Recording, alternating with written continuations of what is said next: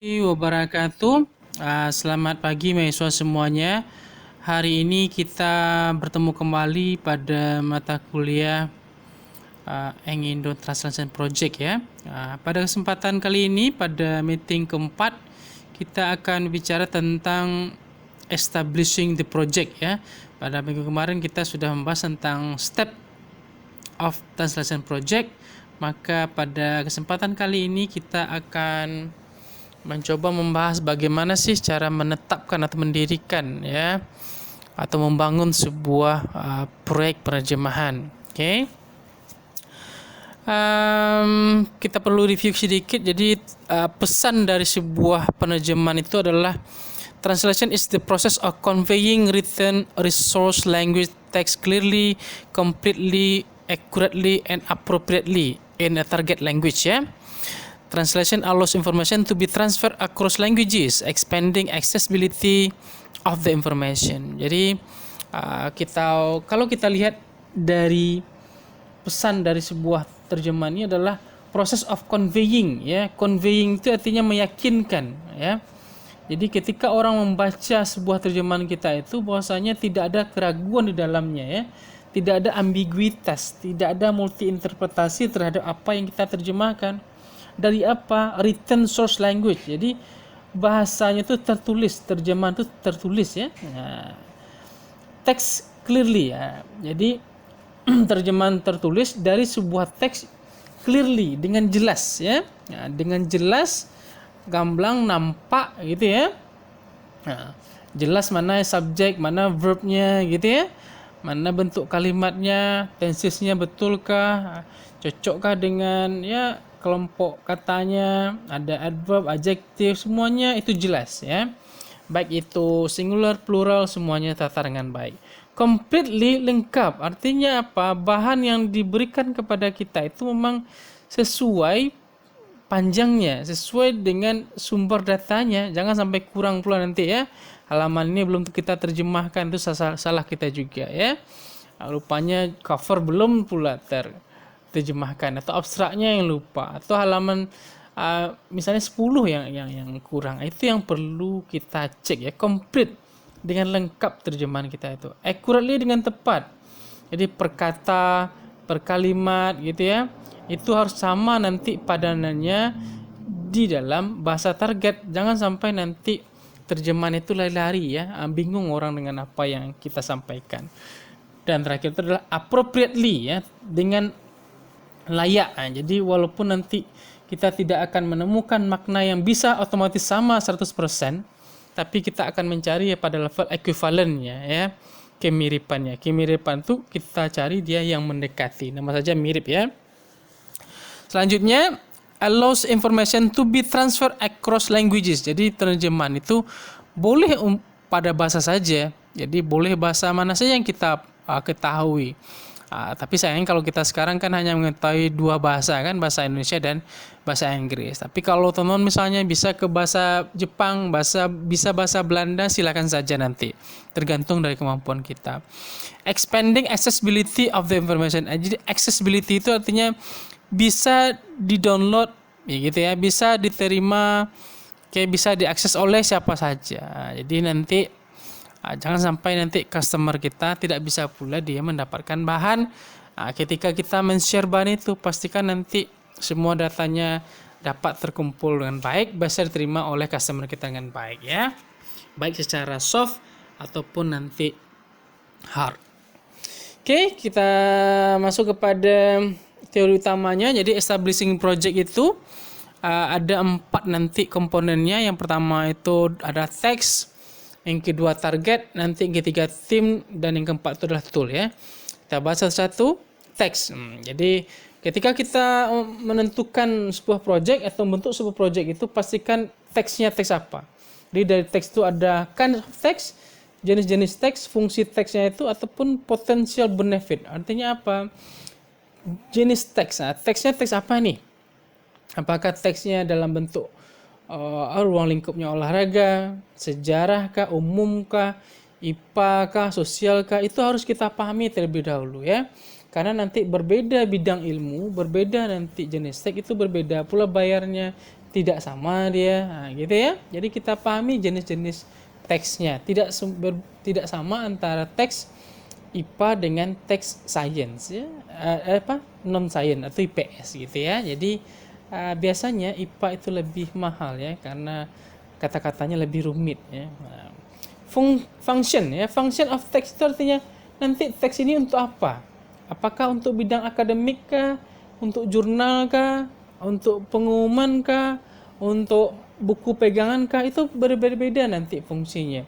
Dengan tahunya kita fungsi itu nanti akan membuat pilihan kata itu berbeda, gitu ya. Kalau akademik tentu bahasanya bahasa akademik pula nanti.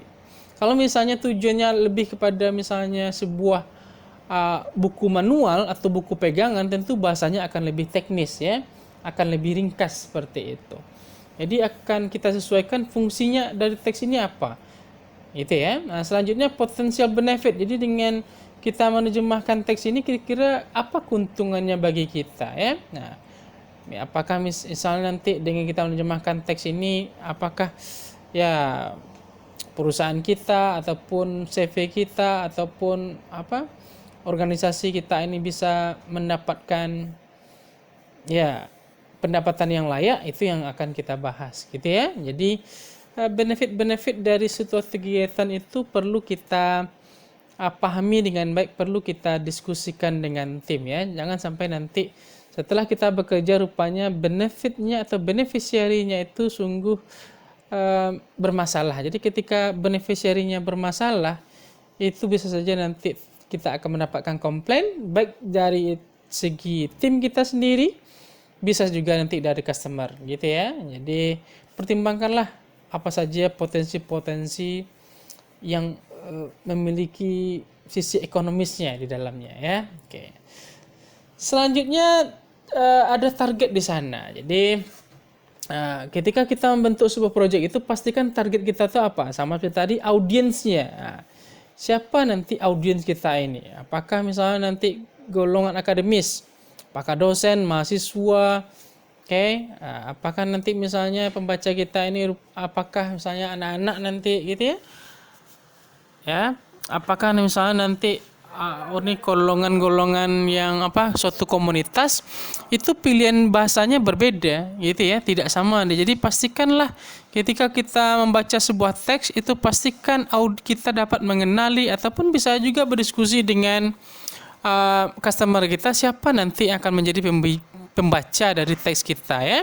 Nah, dengan memahami pembacanya atau audiensnya, maka nanti kita akan dapat memilih diksinya, akan memilih bagaimana cara kita mengungkapkan informasinya ya. Style kita dari seorang penerjemah seperti apa, itu bisa kita sesuaikan jika kita mengetahui siapa audiens kita. Selanjutnya dialek. Nah, nanti dialek ini akan terkait juga dengan pilihan-pilihan kata kita ya. Dialek itu cara kata-kata yang digunakan ya. Misalnya kalau dari misalnya nanti viewer kita itu atau pembaca kita itu misalnya dari Inggris, kira-kira nanti tentu kosakata Inggris lah nanti yang dipakai gitu. Misalnya bahasa sumbernya dari Australia, tentu saja nanti kita akan menerjemahkan bahasa Inggris dengan menggunakan dialek-dialek Australia gitu ya, ataupun Amerika seperti itu. Jadi dialek itu penting supaya orang paham dengan apa yang disampaikan. Ketika nanti bahannya itu misalnya berdialek Australia, terus kita menerjemahkan nanti menjadi dialek Amerika, tentu saja nanti orang Australia akan bingung dengan apa yang kita tuliskan. Jadi dialek itu penting karena itu akan mengakibatkan pemahaman dari seseorang terhadap apa yang ditulis ya. Nah, itu dialek. Selanjutnya education. Nah, education ini ada tingkat pemahaman dari pembaca kita. Apakah nanti dia SD, SMP gitu ya, SMA atau SMK kah, atau tidak sekolah kah mereka gitu ya. Apakah mereka itu nanti golongan akademisi, dosen kah, guru kah, pengusaha kah, itu kan nanti perlu juga kita pertimbangkan. Dengan jelas adanya target dari sebuah terjemahan, maka nanti kita akan sesuaikan dengan level pendidikan ya. Kadang-kadang ketika pembaca kita itu pendidikannya kelas bawah ataupun misalnya level SD atau SMP, Kalau kita menuliskan dengan kata-kata yang rumit, tentu saja mereka tidak akan paham dengan apa yang kita bilang. Tentu kalimat-kalimat yang ringkas, kalimat yang lugas gitu ya, itu akan lebih cepat berterima dengan kalimat yang agak panjang-panjang gitu ya. Tapi kalau misalnya kita berhubungan dengan akademis, boleh-boleh saja kita menggunakan berbagai macam jenis kalimat. Misalnya sudah kompleks sentence, gabungan lagi dengan compound kompleks, boleh-boleh saja. Karena mereka sudah terbiasa dengan jenis kalimat seperti itu, ya. Selanjutnya age, umur, hampir sama tadi ya, umur. Jadi umur penting juga. Apakah nanti anak-anak dia umur berapa gitu ya, remaja kah, orang dewasa kah, apakah laki atau perempuan gitu, bermasalah juga ya. Jadi hati-hatilah ketika kita menerjemah, pastikanlah semua detail dari audiens kita itu kita kenal dengan baik. Dan yang terakhir itu pada bagian target adalah place. Ini penting juga. Nanti bahan terjemahan kita ini akan digunakan di mana? Apakah di hotel kah? Apakah di sekolah kah? Di kampus kah? Gitu ya. Atau misalnya di tempat publik kah? Itu penting juga ya. Dengan jelasnya atau tahunya kita dengan tempat-tempat seperti itu, maka kita akan bisa mengatur dari bahasa kita ya. Jangan bicara akademis dengan bahasa akademis ketika kita menerjemahkan nanti topik di bidang publik. Itu beda ya. Ataupun pada bagian pengumuman itu akan susah kita nanti orang memahami dengan apa yang kita bilang ya. Tentu saja nanti kosakata kita akan lebih yang sederhana, mudah dimengerti. Kalimat kita tentu nanti tidak akan banyak panjang ya. Oke. Selanjutnya di dalam establishing project itu ada tim. Nah, tim itu terkait dengan peranan, responsibility, tanggung jawab dan communication process. Nah, dalam sebuah tim itu nanti sebuah proyek penerjemahan itu tentu kita akan jelaskan apa saja nanti peran-peran dari setiap orang ya. Jangan sampai nanti orang itu ataupun tim yang kita gunakan itu tidak ada fungsinya ya.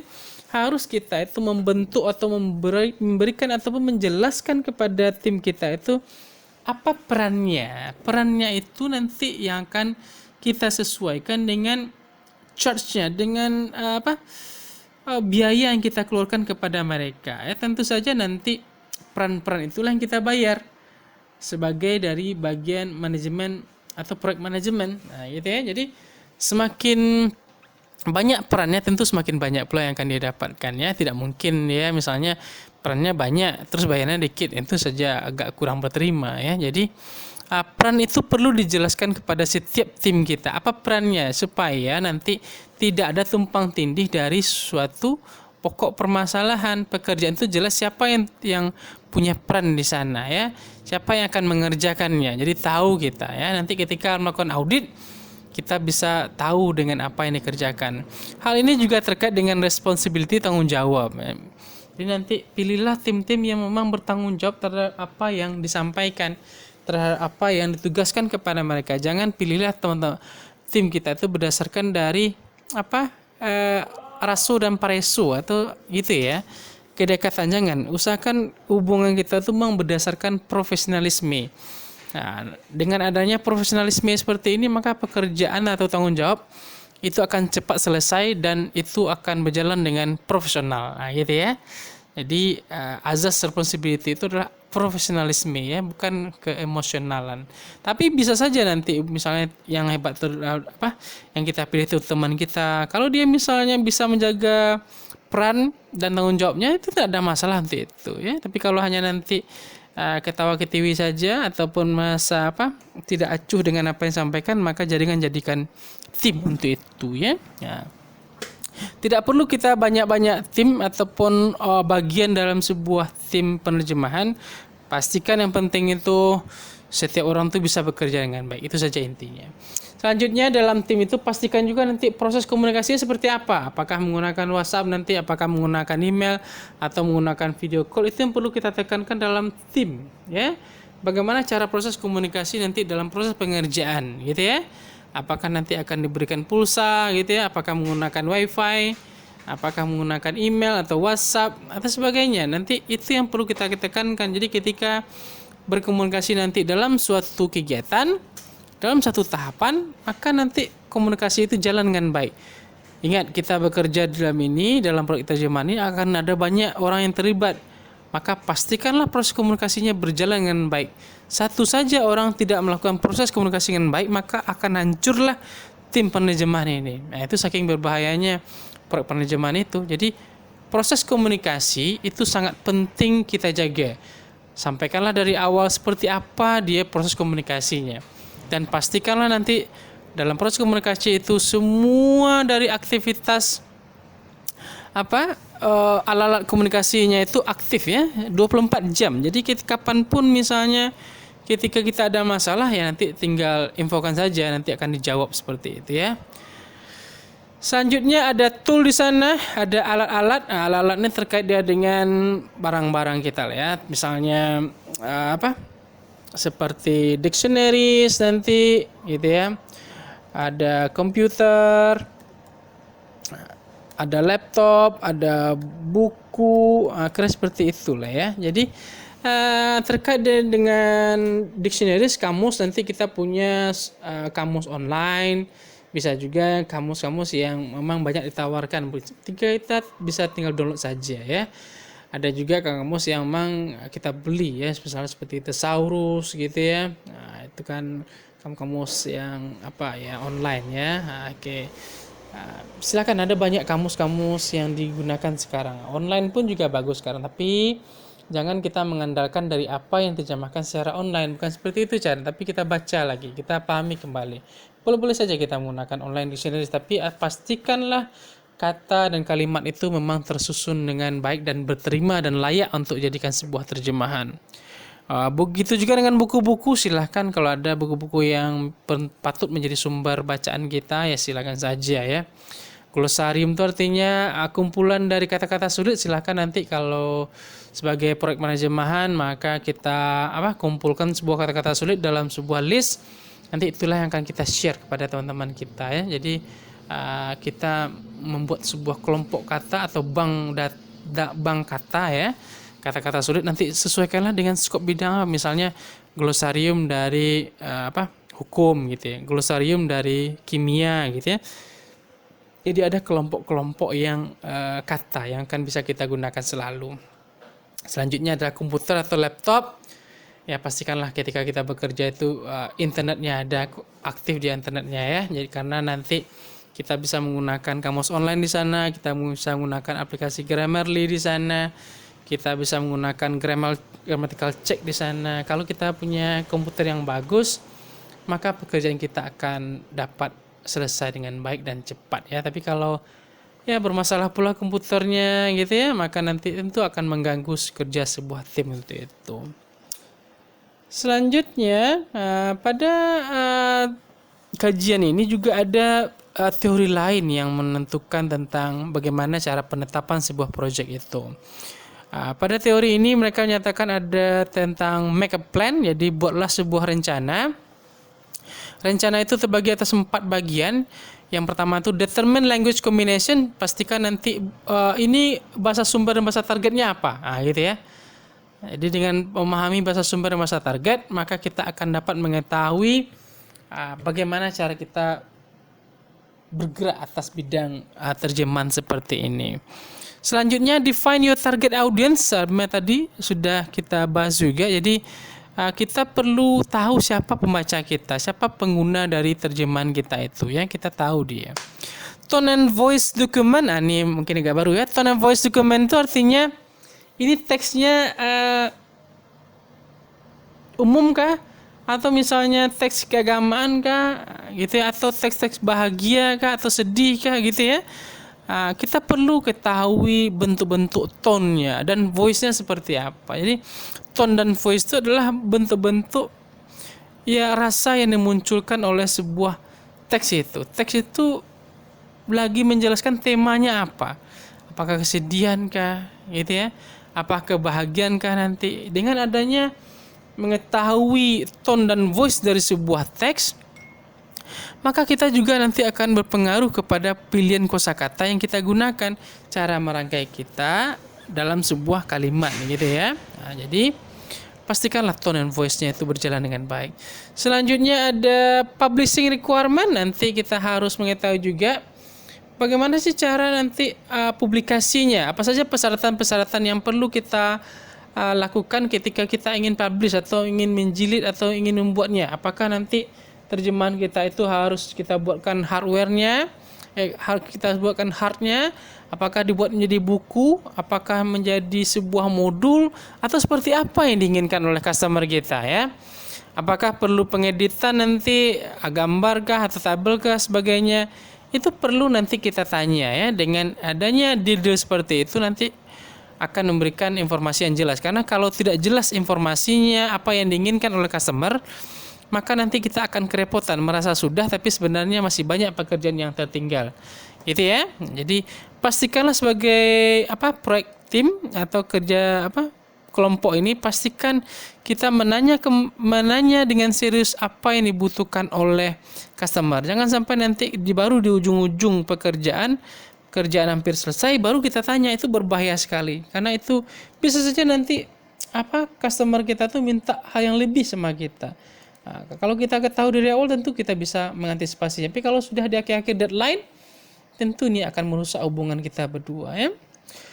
Selanjutnya ada prepare source document. Jadi kita perlu membahas source dokumennya. Jadi bahannya ini apa ya? Nah, apakah jenis teksnya itu gitu ya? Ini teksnya ini dalam skop apa gitu ya? Ini apakah legal dokumen dia atau teks biasa? Ini apakah teks hukum dia? Kita pelajari dengan baik ya.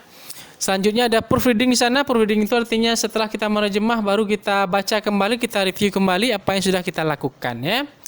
Selanjutnya ada create terminology glossary and style guide. Artinya apa? Kita sebagai penerjemah itu menghasilkan sama seperti tadi ya, membuatkan kumpulan dari kata-kata sulit yang akan menjadi bank data dari sebuah kelompok kata atau kata terhadap satu bidang ilmu ya. Nah, jadi dengan adanya pelompokan seperti ini, maka nanti setiap saat kapanpun kita menerjemah, kita sudah tahu istilah apa yang digunakan terjemahannya.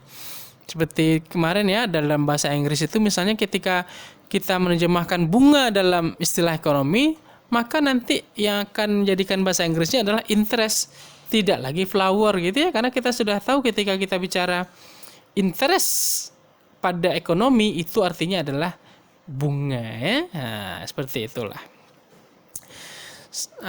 Oke, selanjutnya ada set the deadline ya. Ini perlu juga kita bahas bersama customer. Kira-kira kapan kita bisa nego ini? Waktunya sebulan kah, 2 bulan kah? Ini tergantung dari kesulitan dari bahan terjemahan kita. Pastikanlah jangan bekerja terburu-buru ya. Ingat, sebuah terjemahan itu yang akan dilihat itu adalah kualitasnya, bukan seberapa cepat dari terjemahan itu selesai, tidak.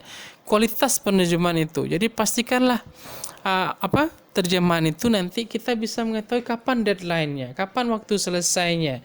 Jadi kita bisa mengatur waktu kita atau pekerjaan kita itu per hari, per minggu atau per bulan gitu ya. Jadi buatlah deadline-nya, tentukan deadline bersama customer, bersama rekan tim juga, agar nanti pekerjaan penerjemahan kita dapat berjalan dengan baik ya.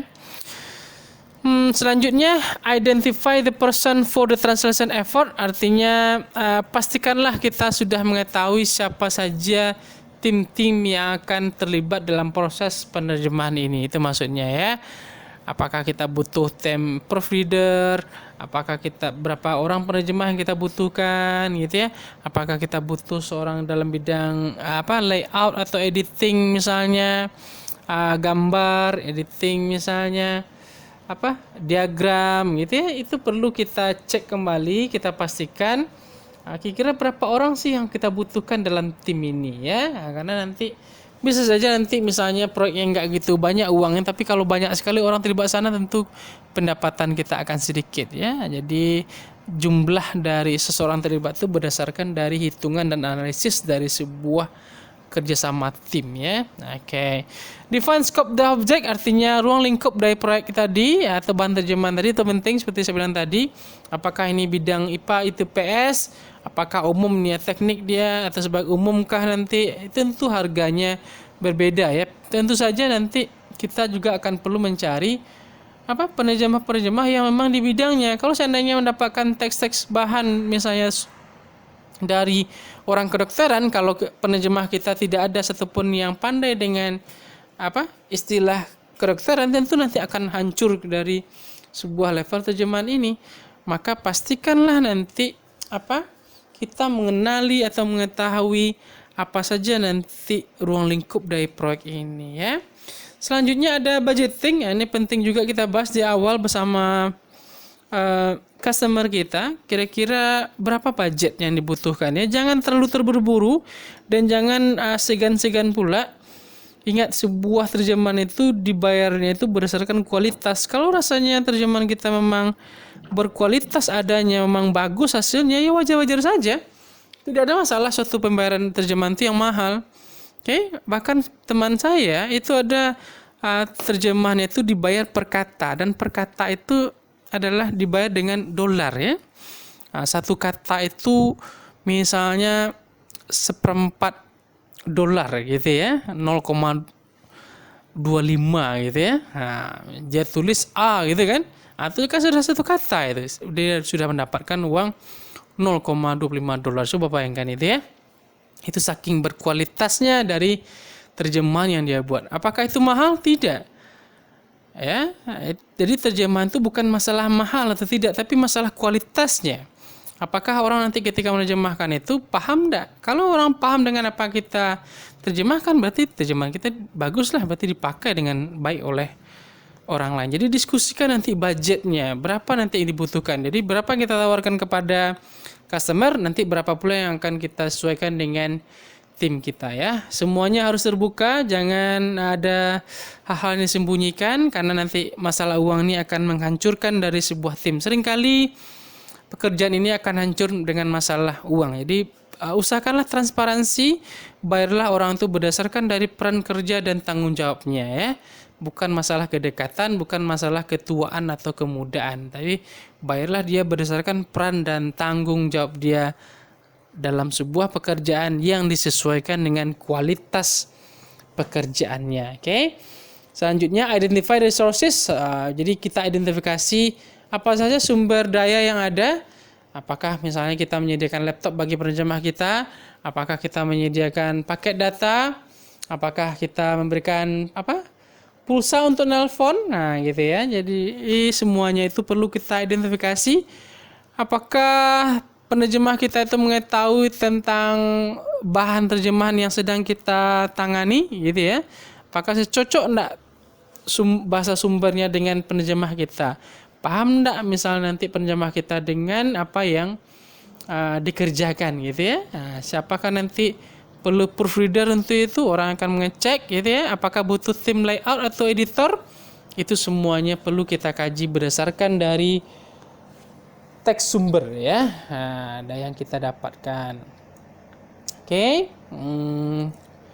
Yang terakhir adalah create a project plan. Jadi kita membuat sebuah rencana project berdasarkan dari apa bahasa sumber ataupun bahan yang diberikan oleh customer kepada kita ya. Bisa saja dalam 1 bulan itu kita mendapatkan 2 proyek atau 3 proyek, ya tergantung saja ya. Tidak ada masalah untuk itu. Pokoknya kita intinya pastikan sebuah pekerjaan itu berjalan dengan baik ya. Jadi pastikanlah ketika kita membuat sebuah proyek itu memang semuanya sudah terukur ya.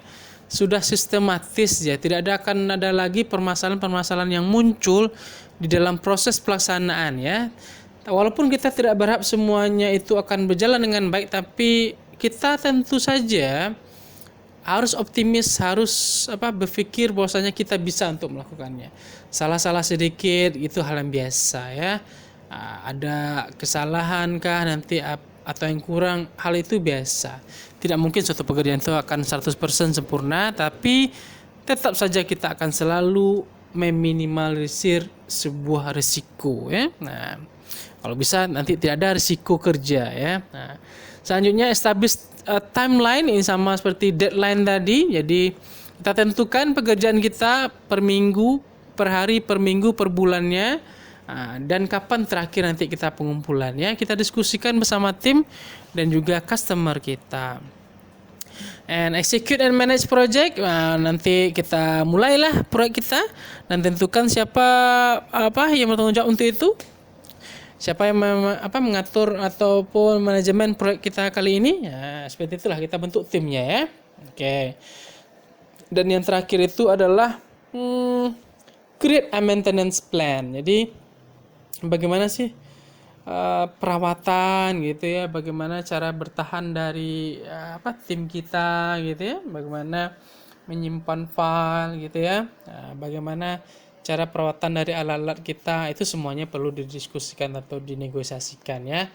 Apakah nanti misalnya kalau laptop kita perlu diinstal ulang gitu ya, apakah perlu misalnya kalau kena virus dia bagaimana, nanti tentu ada deal dengan teman kita ya. Misalnya printer kita ada habis nih, tintanya gimana gitu ya, apakah pakai printer yang kita punya sekelompok gitu ya. Ya semuanya itu perlu diskusikan ya, bagaimana cara perawatan dari sebuah pekerjaan yang kelompok ini. Yang penting ada kejujuran. Pastikan semua kegiatan itu terdata dan terdokumentasi dengan baik ya. Yang penting ada kejujuran dan rasa saling menghormati, maka dapat dipastikan pekerjaan dari sebuah proyek terjemahan ini akan berlangsung dengan baik ya. Oke, itu saja topik kita untuk kali ini terkait dengan establishing the project. Mudah nanti akan semuanya dapat memahami dan juga nanti suatu saat mana tahu akan membentuk sebuah organisasi kah namanya, atau CV kah, atau perusahaan terhadap penerjemahan ya. Saya doakan selalu sehat. Selalulah menggunakan masker kalau seandainya keluar rumah ya. Thank you for the day. Assalamualaikum. See you.